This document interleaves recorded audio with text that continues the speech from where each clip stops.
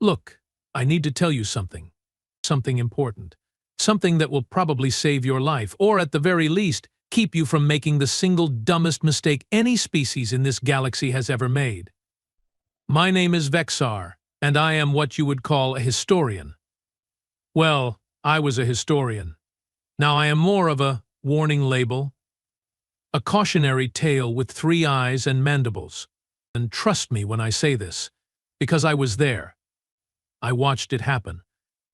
I watched my entire species, the mighty Krell Empire, go from the apex predators of 17 star systems to, well, let us just say we are very, very sorry, and we are still paying for it. You want to know what we did? We killed a human. Just one. One single, solitary human being. And oh, by the stars above and the void below, did we ever regret it. Now, before you start thinking this is going to be some boring historical account with dates and figures and all that tedious nonsense, let me stop you right there. This is not that kind of story. This is the kind of story you tell around a fire, except the fire is made of plasma and everyone listening is checking over their shoulders to make sure no humans are nearby.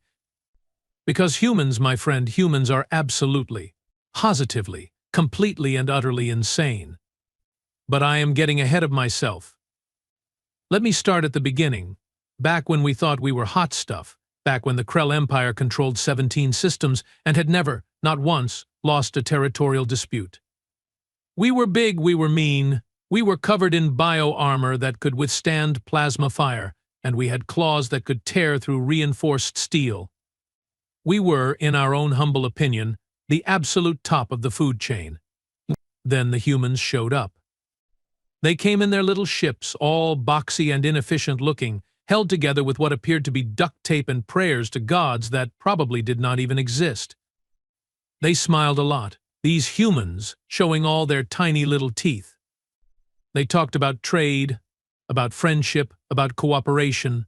Our supreme commander, a fellow named Krieg, thought they were adorable, like little pets that had somehow learned to operate spacecraft. I remember the first delegation, 5 humans, all dressed in matching blue uniforms that looked uncomfortable as hell. The leader was a woman named Captain Reeves, and she had red hair, which I later learned was not actually on fire, just that color naturally. She stood maybe up to the middle of Krieg's thorax, and she looked up at him with these bright green eyes and said, "We come in peace. We hope to establish friendly relations with the Krell Empire." Krieg laughed. Not a polite laugh, mind you. A full-throated, chest-rattling laugh that echoed through the entire chamber. "How delightful," he said, wiping a tear from one of his eyes. "The little creatures want to be friends. How about this, tiny beings? You give us 3 of your planets, we will let you keep the rest, and we will protect you from any mean aliens who might want to hurt you." Captain Reeves did not stop smiling, but something changed in her eyes. Something cold. Something that should have warned us if we had been smart enough to recognize it. "I am afraid that is not acceptable," she said, her voice still pleasant, still friendly. "Perhaps we can negotiate terms that benefit both our species?" "Negotiate?" Krieg leaned down, bringing his massive head within inches of hers. "A little creature. We do not negotiate. We take. We conquer. We rule. That is the Krell way.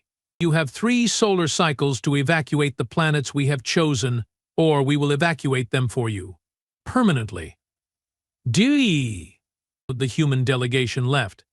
They did not argue, did not threaten, did not make a scene.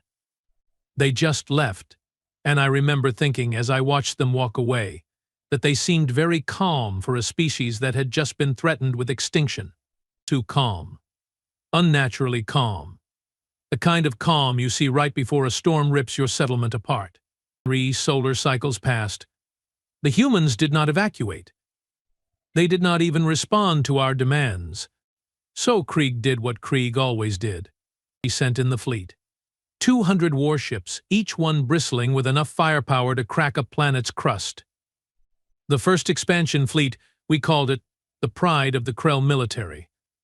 They had never lost a battle. Not one.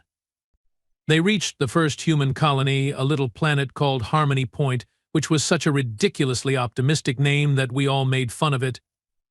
The fleet commander, Admiral Czar, sent one final warning: evacuate now or be destroyed. The response came back in less than a minute. A single human voice, young male, with an accent I later learned was called Australian. "Yeah, nah, we are good, mate, but thanks for the offer." Admiral Czar was confused. Did that creature just refuse? "I believe it did, sir," his tactical officer replied. "It'd fire." The fleet opened up. Every weapon, every missile, every energy lance. The sky above Harmony Point turned into a solid sheet of fire and death. The bombardment lasted for 3 full minutes, which does not sound like a long time, but trust me, when you are dropping that much ordnance, 3 minutes is an eternity. When the smoke cleared, Harmony Point's main settlement was gone, vaporized. Nothing left but a crater and some very hot glass. The fleet celebrated. First victory against the humans, they said. This would be easy, they said. Then the sensors picked up movement. In the rubble, in the surrounding areas. The humans had not all been in the settlement. Most of them had been in bunkers, tunnels, underground shelters that our scans had somehow missed. And now they were emerging, armed, angry, and absolutely done with our nonsense. "Admiral," the sensor officer said, his voice shaking, "I am detecting weapons. Lots of weapons. Some of them are, sir, some of these energy signatures do not match anything in our database." "So what?" Czar said. "They are ground-bound. We are in orbit. What are they going to do? Throw rocks at us?" That is when the first human ship appeared. It came out of nowhere, just suddenly existed where empty space had been a moment before. Then another. Then 10. Then 100. They had been hiding, using some kind of stealth technology we did not even know was possible. And they were not little, boxy trade ships anymore. These were warships, sleek and deadly, covered in weapons that looked like they had been designed by someone with serious anger management issues. The battle lasted 6 hours.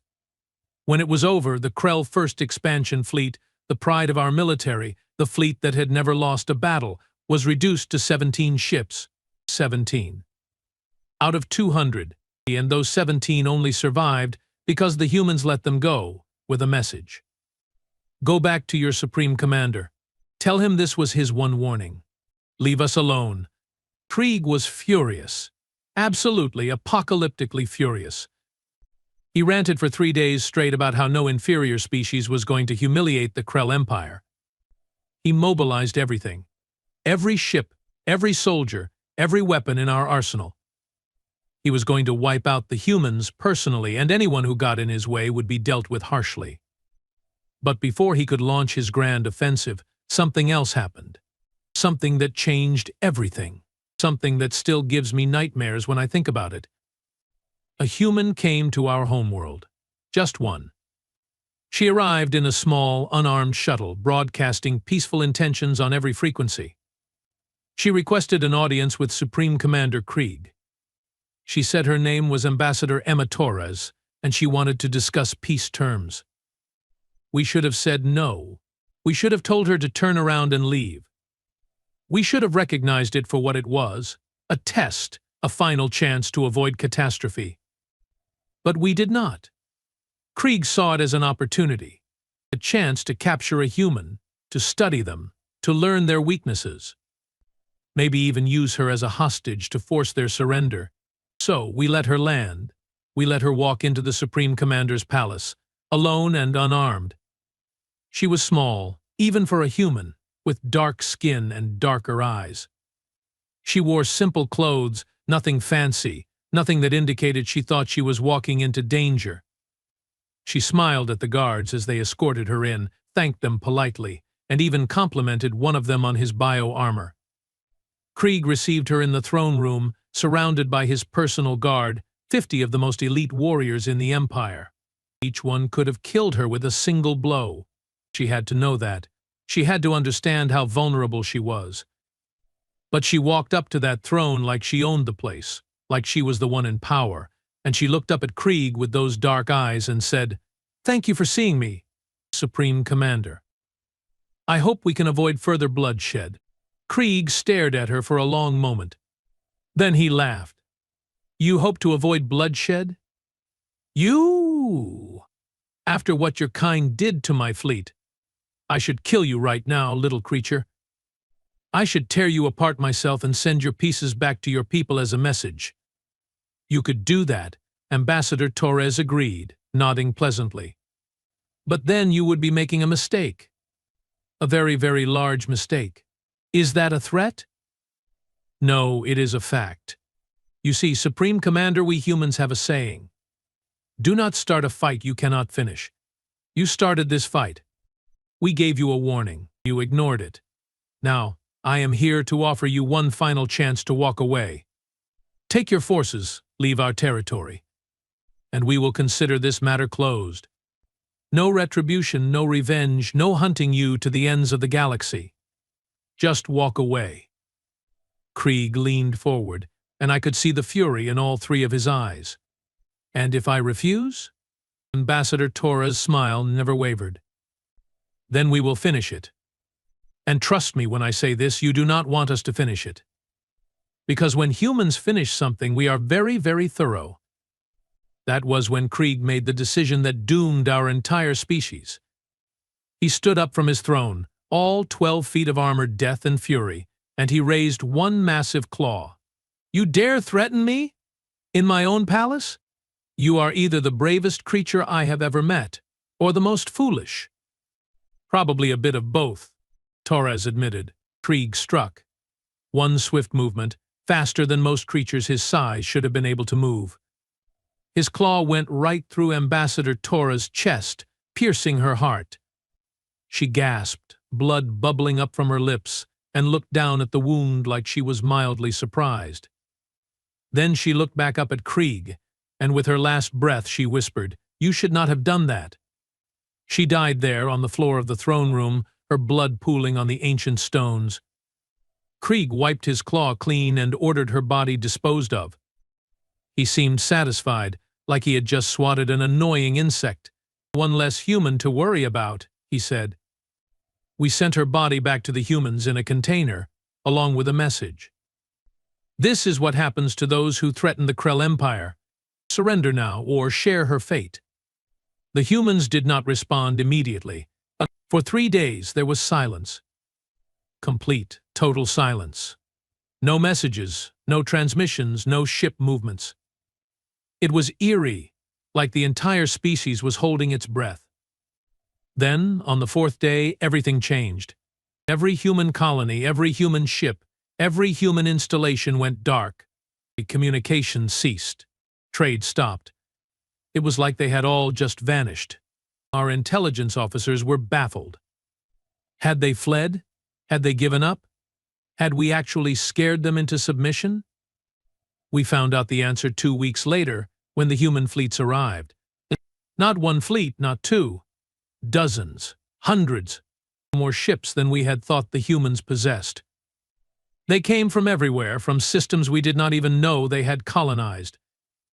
They appeared at the edges of all 17 of our systems simultaneously, moving with a coordination that suggested they had been planning this for a while. And then they sent a message. It played on every Krell frequency, every screen, every device capable of receiving transmissions. It was Captain Reeves, the red-haired human from the first delegation. But she looked different now. Harder. Colder. Like something inside her had frozen solid. "People of the Krell Empire," she said, her voice echoing across 17 star systems. "You killed Ambassador Emma Torres. She came to you in peace, offering you a way out, a chance to avoid war. She was unarmed. She was alone. She trusted that even a species as aggressive as yours would respect the ancient laws of diplomacy. She was my best friend. She was a mother to 2 children. She was loved by thousands. And you murdered her." She paused, and in that pause I felt something I had never felt before in my entire life. Fear. Real, genuine, bone-deep fear. "So here is what is going to happen," Captain Reeves continued. "We are going to dismantle your empire. We are going to occupy your worlds. We are going to take apart your military piece by piece. And when we are done, when your supreme commander is in chains and your war machine is scrap metal, we are going to make sure that every species in this galaxy knows exactly what happens when you kill a human ambassador. The transmission ended. The attack began. And oh, my friend, it was not a battle. It was not even a war. It was an extermination. Systematic, methodical, absolutely ruthless dismantling of everything we had built over 3 centuries. The humans did not just defeat us. They humiliated us. They made examples of us. They wanted every species in the galaxy to watch and learn. Our fleet in the Outer Rim? Gone in 40 minutes. Our manufacturing colonies? Occupied within a day. Our fortress worlds, the ones we thought were impregnable. The humans cracked them like eggs, landed troops, and had complete control within a week. They used weapons we did not understand, tactics we could not counter, and a level of coordination that seemed impossible for individual beings. But the worst part, the part that still haunts me, was that they were not cruel. They did not torture prisoners. They did not massacre civilians. They did not revel in their victory like we would have done. They were professional, efficient. They treated captured Krell soldiers with more respect than we had ever shown our own conquered populations. They set up hospitals for our wounded. They distributed food to our civilians. They were gentle conquerors, which somehow made it so much worse, because it meant they were not doing this out of anger or hatred. They were doing it because it was necessary. Because we had crossed a line and they needed to make absolutely sure we, and everyone watching, understood what that line was. The siege of our homeworld lasted 3 months. Not because the humans could not take it faster, at least they could have. They demonstrated that in the first week when they disabled our entire planetary defense grid in under 6 hours. No, it took 3 months because they wanted Krieg to understand what was coming. They wanted him to sit in his palace and watch his empire crumble. They wanted him to know with absolute certainty that his decision to kill Ambassador Torres had doomed everything he had ever worked for. When they finally landed troops on the homeworld capital, Krieg tried to fight. He stood in his throne room with his personal guard and vowed to die before surrendering. The human soldiers did not kill him. They tranquilized him, restrained him, and carried him out of his palace like he was a piece of furniture. Then they held a trial. A public trial broadcast across the entire galaxy. They brought witnesses, presented evidence, allowed Krieg to speak in his own defense. They gave him every courtesy, every right, every chance to explain himself.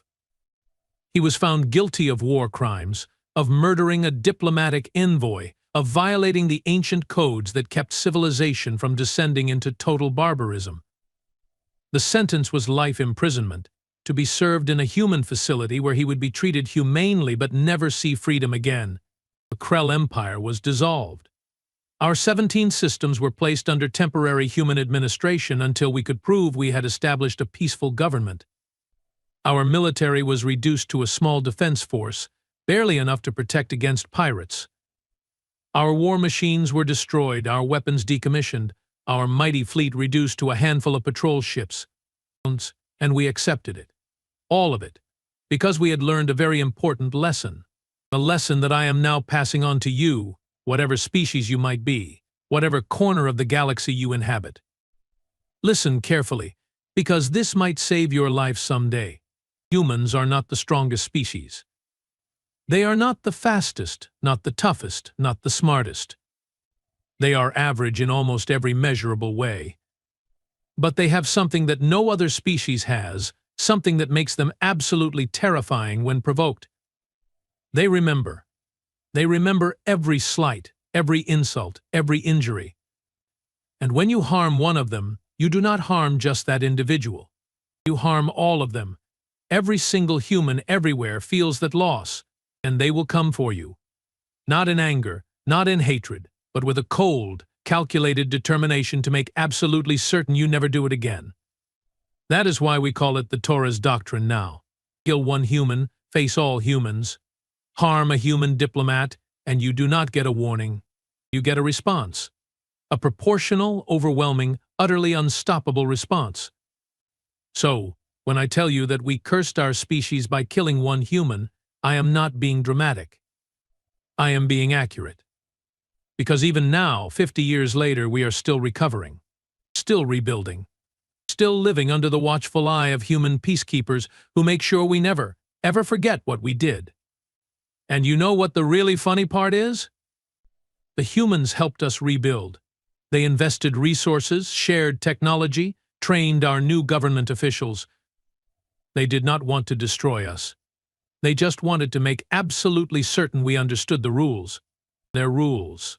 The rules that keep civilization functioning. Ambassador Emma Torres has a memorial now on the human homeworld.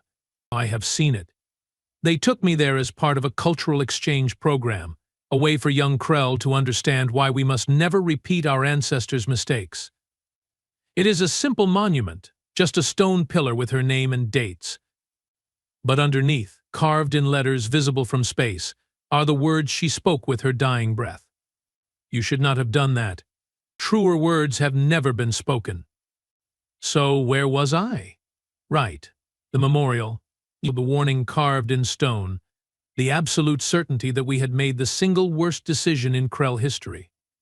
But you know what? That is only half the story.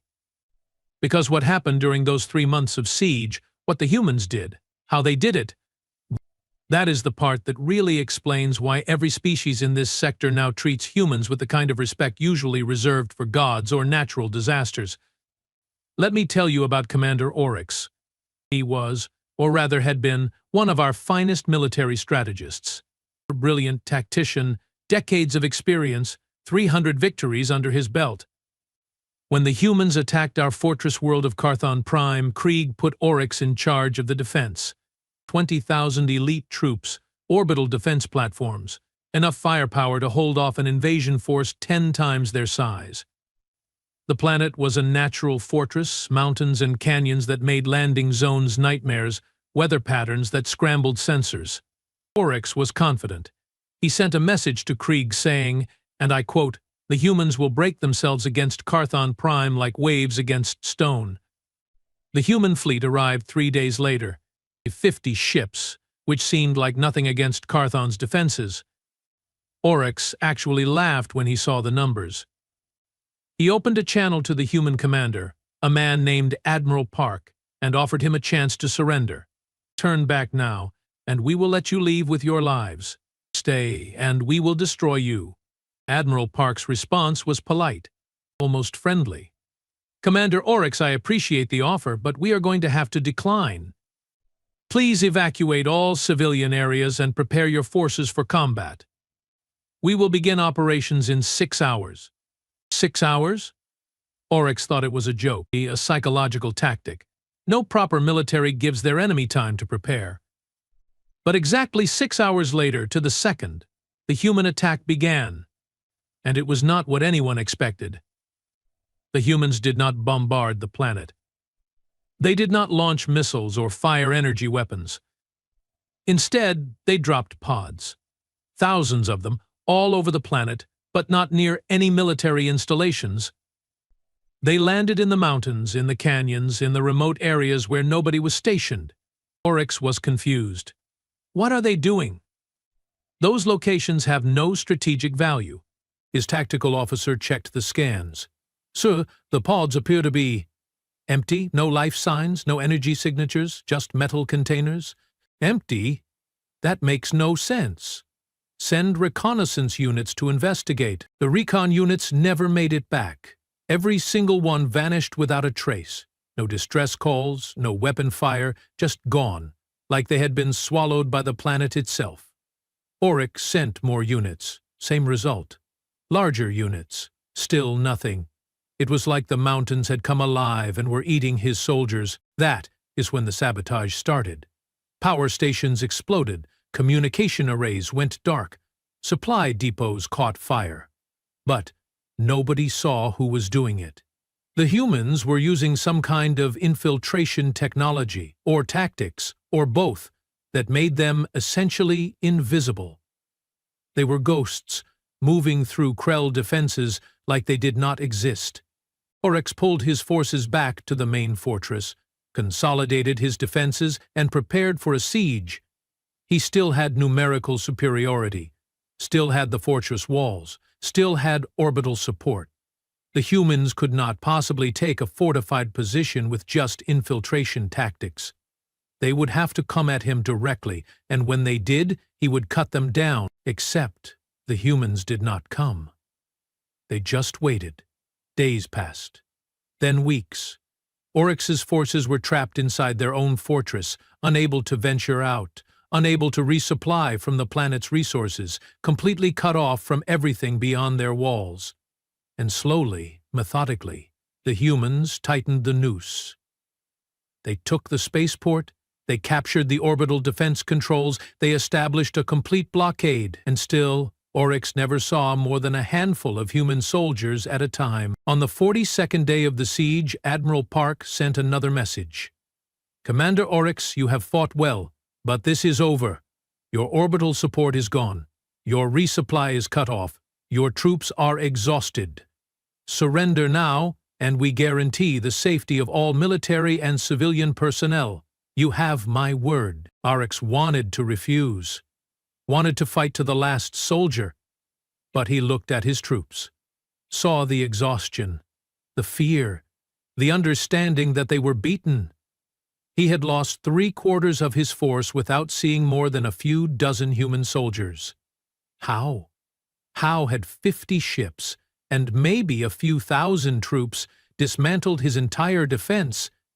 He asked Admiral Park that question during the surrender negotiations. "How did you do it? We outnumbered you.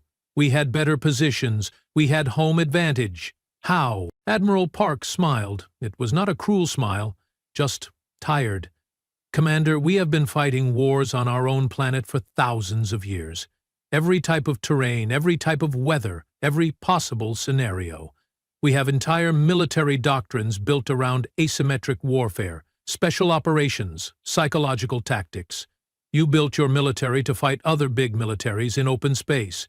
We built ours to win regardless of the circumstances. That is the difference, and that is when I started to understand. The humans were not just good at war. They were specialists at it. They had spent millennia fighting each other, developing tactics, refining strategies, learning from every mistake. They had a saying, Park told Oryx, "War is hell, but we are very good at it." But here is the thing that really got me, the thing that still amazes me when I think about it. After Oryx surrendered, after the humans took control of Carthon Prime, they treated the Krell soldiers better than our own commanders had. They set up medical facilities for the wounded. They provided food that actually tasted decent. They even organized recreational activities to keep morale up while they processed prisoners. One of the Krell soldiers, a young trooper named Vix, told me later that a human medic had saved his life after he was injured in the initial invasion. Saved his life, the life of an enemy soldier, without hesitation. "B?" Vix had asked the medic, a woman with kind eyes and steady hands. "Why save me? I tried to kill your people." She had looked at him with something like sadness and said, "Because the war is over for you. You are not a soldier anymore. You are just someone who needs help. And we help people. That is what we do. That is what they do. They fight like demons when necessary, but the moment the fighting stops, they switch back to being decent, compassionate, human, I suppose, though I am still not entirely sure what that word really means." Meanwhile, back on our homeworld, things were falling apart. Creek was watching his empire crumble in real time, and he was losing his mind. He started making increasingly desperate decisions. He ordered the use of biological weapons, which the humans intercepted and neutralized before they could be deployed. He tried to execute civilian populations, to force human withdrawals, but his own officers refused the orders and staged a coup. He even attempted to use a planet-killer weapon, an ancient Krell superweapon that had been mothballed for 2 centuries. But the humans had already found it, dismantled it, and left a note on the control panel that said, "Nice try." The humans were always 3 steps ahead. They knew our tactics before we used them. They predicted our strategies before we implemented them. It was like fighting an opponent who could read your mind. Later, I learned why. The humans had something called intelligence networks. They had infiltrated our government, our military, our communications. They knew what we were going to do before we did it, because they were listening to us plan it. It's true. They had spies everywhere, not through coercion or threats, but because some Krell, seeing the writing on the wall, had decided that cooperation with humanity was better than extinction. One of those Krell was me. Yes, I admit it. I became an informant. A traitor to my own kind, some would say, but I prefer to think of it as being smart enough to recognize reality. I had access to historical archives, strategic documents, classified information, and I had a conscience, which was apparently rare among Krell leadership.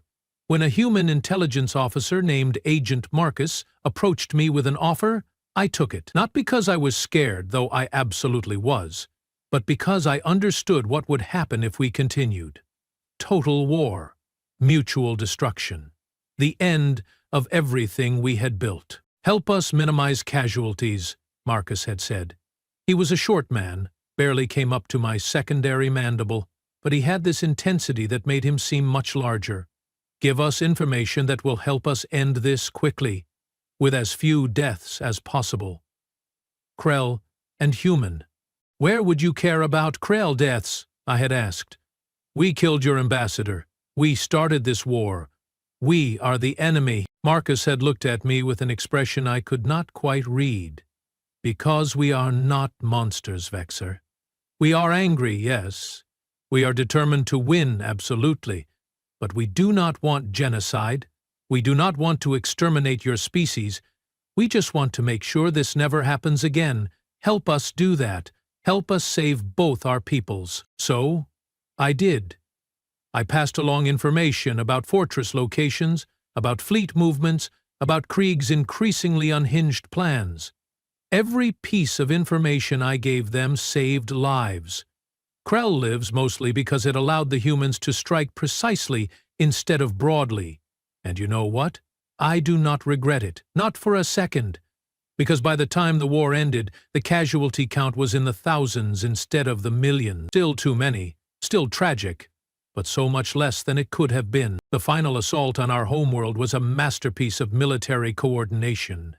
The humans landed troops at 17 different locations simultaneously, each one strategically chosen to minimize civilian casualties while maximizing military effectiveness. They moved through our capital city like water, flowing around resistance, isolating holdouts, never stopping, never slowing. Krieg's palace guard fought hard, I will give them that, but they were facing human special forces, the absolute elite of their military. The battle lasted 4 hours. 4 hours to take a fortified palace that should have held for weeks. I was there when they brought Krieg out. He was in restraints, all 4 arms bound, his bioarmor stripped away. He looked smaller somehow, diminished, like the weight of his failures had physically crushed him. The human soldiers escorting him were respectful but firm. They did not mock him, did not parade him around. They just walked him to a transport and took him away. Captain Reeves was there too, overseeing the occupation. I saw her standing on the palace steps, looking out over the city. She looked tired. Not physically tired, but soul-tired, like this victory had cost her something precious. I worked up the courage to approach her, to say something, though I had no idea what. "Captain Reeves," I said, my translator rendering my words into human English, "I am sorry for what we did, for what my people did to Ambassador Torres. It was wrong. It was evil. And we will spend the rest of our existence trying to make amends." She looked at me, and for a moment I thought she might strike me, but then her expression softened, just slightly. "Are you Vexa? Agent Marcus mentioned you. Said you helped save a lot of lives. I did what I could. It was not enough. It never is. She sighed, looking back at the city. You want to know something funny? Emma, Ambassador Torres, she believed in peaceful coexistence. She thought every species deserved a chance at redemption. She would have hated this war, even though it was fought in her name. She would have said we went too far. Did you? Reeves considered the question. I do not know. Maybe, probably, but we could not let it stand. We could not let other species think they could kill our diplomats without consequences, because if we did, if we showed weakness, then every two-bit empire in the galaxy would test us, would push boundaries, would kill more humans. We had to make a statement, had to make it clear that there are lines you do not cross. You made that statement very effectively. She laughed, but there was no humor in it. Yeah, we did. Now we have to live with it. Have to rebuild your civilization, help your people establish a real government, make sure this never happens again. Do you know how many human soldiers volunteered for occupation duty? Thousands. They want to help, want to prove that we are more than just weapons and warships, that we can build as well as we destroy, and they did. Oh, they absolutely did. The human occupation force was not like any occupation force in history. They did not loot, did not abuse civilians, did not impose harsh restrictions. They set up schools, hospitals, infrastructure projects. They brought in human teachers to help young Krell learn about democracy, about rights, about justice. They invested billions of credits into rebuilding what the war had damaged, but they also made absolutely sure we understood the cost. Every Krell school now teaches about the Torres incident. Every young Krell learns exactly what happened, why it happened, and what the consequences were. We have museums dedicated to the war, to the humans who died, to the Krell who died, to the ambassador who tried to prevent it all. We have memorial days where we remember the cost of our arrogance, and we have the Watchers. That is what we call the human monitoring stations that still orbit our worlds. They are not weapons platforms, they are just observation posts, keeping an eye on things, making sure we stay peaceful. The humans say they will remove them eventually, once we prove we can be trusted. That was 47 years ago. The Watchers are still there. And you know what?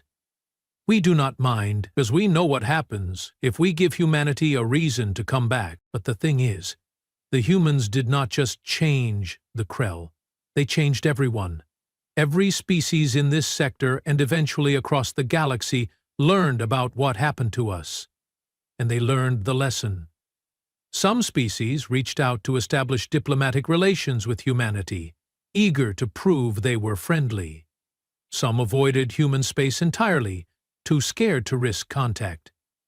But everyone understood the new rule. Do not touch the humans, do not threaten them, do not test them, and absolutely, under no circumstances, do not harm their diplomats. There have been a few species who did not get the memo. About 10 years after our war, a militant species called the Threx Confederacy captured a human exploration ship, held the crew hostage, demanded technology transfers, the usual pirate nonsense. The human government sent a politely worded message asking for the crew's return. The Threx refused. 3 days later, the human fleet arrived. Not a big fleet, just 15 ships, but those 15 ships dismantled the Threx military infrastructure in 6 hours. 6 hours. Then they rescued their people, left a garrison to ensure compliance, and departed with a message very similar to the one they had left us. The Threx are peaceful now. Very peaceful. Enthusiastically peaceful. Then there was the Kelvin Republic, who thought they could get away with assassinating a human trade negotiator because it was done subtly, with poison, made to look like an accident. The humans investigated, found evidence, and presented it to the Galactic Council. The Kelvans denied everything. So the humans released all their evidence publicly, Every piece of data, every communication intercept, every witness statement. The scandal destroyed the Kelvin government from within. They did not even need a military response. The humans just exposed the truth and let political consequences do the rest. Are you starting to see the pattern here? Humans do not just fight wars. They fight smart. They use every tool at their disposal, military, political, economic, social. They are adaptable in ways most species are not. We Krell were good at direct combat, at overwhelming force. We thought that made us powerful. But the humans taught us that real power is flexibility. The ability to be whatever the situation requires, diplomats when possible, warriors when necessary, builders when the fighting stops. I am old now by Krell's standards. My carapace is graying, my reflexes are not what they used to be, but I spend my time teaching, telling this story to anyone who will listen. Because the humans made me their unofficial ambassador to younger species. They wanted someone who had lived through it, someone who could explain not just what happened, but why it mattered. Just last week I spoke to a delegation from a newly spacefaring species, the Kicks. They were excited, eager, convinced that their advanced technology and aggressive expansion would make them the next great power. They reminded me so much of us 50 years ago. So full of confidence, so certain of their superiority. I told them this story, all of it. They listened, but I could see the skepticism in their eyes.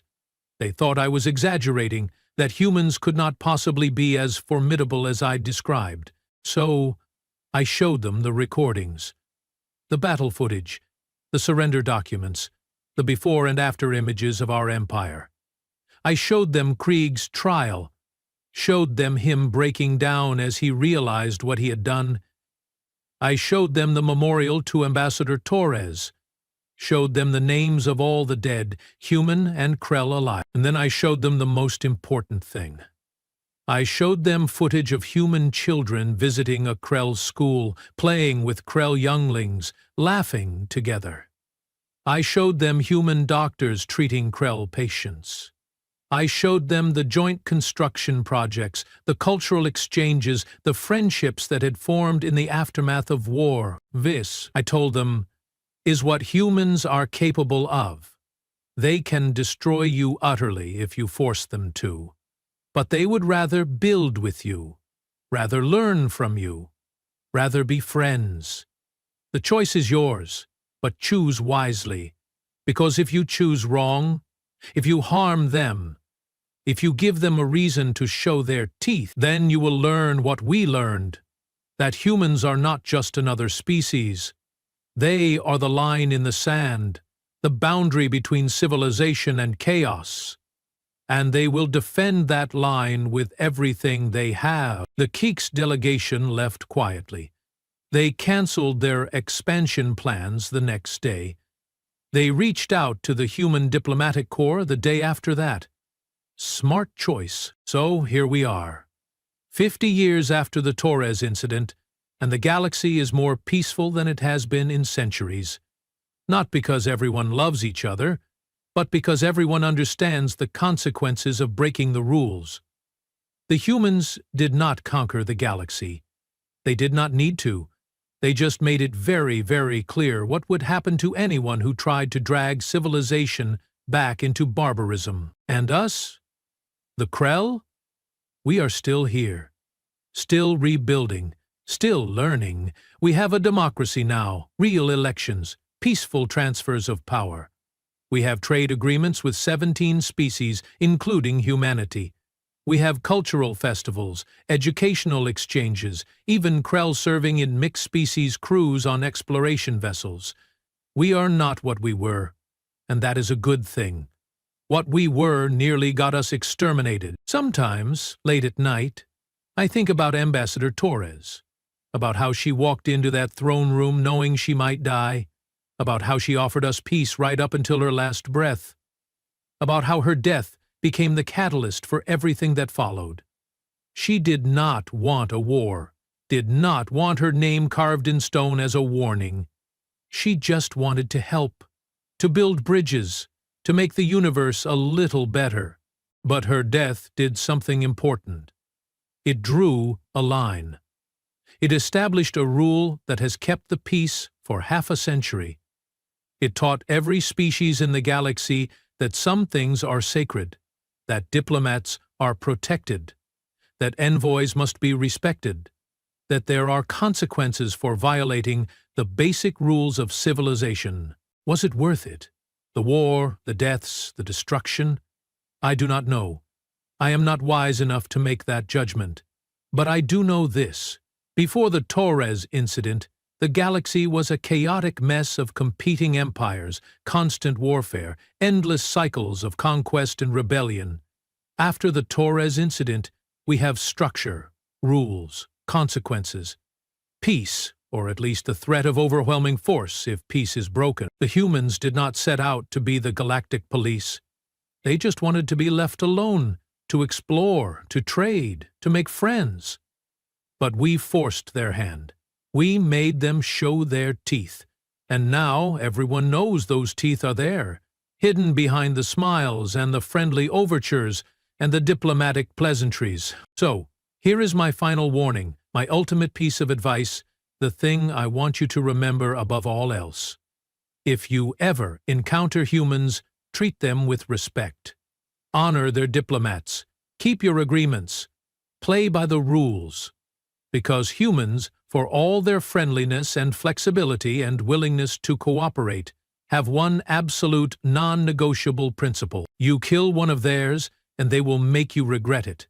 Not immediately, not rashly, but with patient, methodical, overwhelming thoroughness. They will dismantle everything you built. They will expose every secret. They will turn your own people against you. And when it is all over, when you are sitting in the ruins of your empire, wondering where it all went wrong, you will remember the choice you made, the choice to test them, the choice to cross the line. We killed one human. Just one. Ambassador Emma Torres. A diplomat, a peacemaker, a woman who believed in the better nature of all species. And in doing so, we cursed ourselves. Not with extinction, though we deserved it, but with the knowledge of what we had lost, what we could have been if we had just listened. The humans gave us a second chance. Not many species would have. We are spending every day trying to prove we deserve it. Do not make our mistake. Do not test the humans. Do not force them to remind the galaxy why they are not to be trifled with. Because, trust me, you really, really do not want to find out what happens when humans stop being diplomatic and start being decisive. That is the lesson. That is the warning. That is the story of how we killed one human and cursed our species forever. Learn from it. Live by it. And whatever you do, do not forget it. The Torres doctrine is not just a policy. It is a promise, a guarantee, a certainty. Harm one human, and you face them all. We learned that lesson the hard way. You do not have to.